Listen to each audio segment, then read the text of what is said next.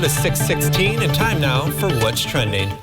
Audiences of two late-night television shows got a big surprise Friday for April Fool's Day. The two Jimmys switched places, as in Jimmy Kimmel and Jimmy Fallon. It was all part of having fun on April Fool's Day, as Fallon was in Los Angeles to host ABC's Jimmy Kimmel Live, while Kimmel was in New York to lead Fallon's The Tonight Show on NBC. The audiences had no idea of the planned switch. Fallon walked out onto cheers from Kimmel's audience, telling the crowd, "Settle down, you're going to offend the other Jimmy." After a few minutes of monologue from both hosts, the two were linked live by satellite on both shows. Kimmel in New York and actor Hugh Jackman as a lead guest, while Fallon in LA brought on Justin Timberlake impersonating Kimmel's enemy, Matt Damon. Both shows had the Red Hot Chili Peppers as musical guests.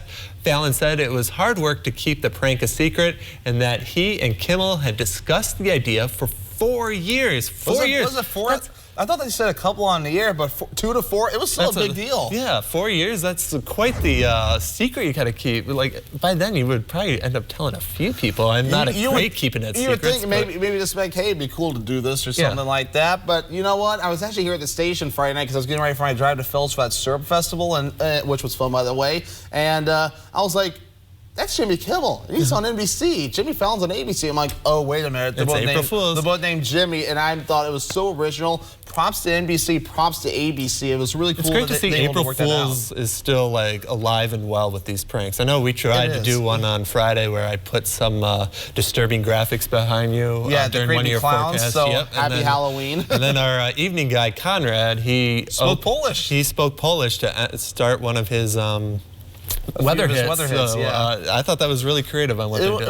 It was very original to the April Fool's pranks, and those are usually the best ones. Though, and I'll be honest, Jimmy Fallon and Jimmy Kimmel, that was a really good one. That was the best. I was so entertained by it, and it was so cool to see. You usually don't see the two of the networks working together like this, so it was really cool that they were able to do it kind of like I scratch your back, you scratch my back kind of a thing. So I thought it was really cool to see they pulled this off. Work together. I loved it. So I can't wait to see what they do next year. I hope maybe they'll do something similar to that again. Maybe they will. Who knows? But meanwhile, though, the parade for the St. Peter's men's basketball team was held Friday in Jersey City. The Peacocks entered the NCAA tournament as a 15 seed and were the first 15 seed to make it to the Elite 8 round before being eliminated by North Carolina. Many people showed up to Friday's parade as the team thanked everyone for their support, and the championship game between North Carolina and Kansas will take place tonight at 8:20. Unfortunately, I will be sleeping by that point, though, and it'll be a good game. North Carolina and Kansas are on hot streaks right now. Both are the solid teams that's playing right now, so it'll be a good championship game. But man, St. Peter's, I'll be honest, I hope I wasn't the only one rooting for the underdog here. It was so cool to see this. I think everyone was. And this parade is so well deserved because I mean I don't know if they even thought they could make it this far. Not at all. They probably think, well, maybe we'll get lucky and win one of them. But to go to the Elite 8, that was quite the run they were on. It was fun to watch. I can say my bracket was just gone after after that one because I had Kentucky in the finals against Villanova and.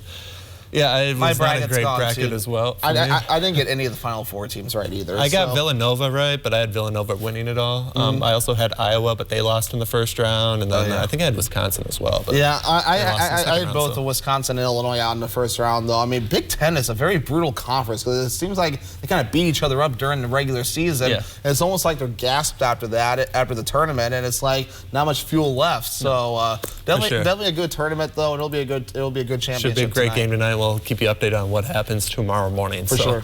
But taking a turn now, this next story is the scene of some people's nightmare coming to life. A snake slithering in your couch. Alex Trejo owns a snake removal company in Southern California, and he was recently called to the home to escort a 7-foot Vietnamese blue beauty rat snake.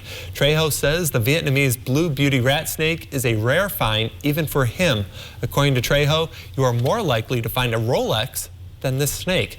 The Vietnamese blue beauty is non-venomous, and they can grow up to 8 feet in length. And that kind of snake is legal to keep in Southern California. The snake is used to tropical weather and being away from its owner for a couple of days. It did take a toll as he developed a respiratory infection from being outside of his tropical weather and apparently very angry too. I mean, yeah. I mean, I think it was also described too when I was reading more in the story that they are very defensive, but they are non-venomous. So yeah, he almost gets bit right there, but he just.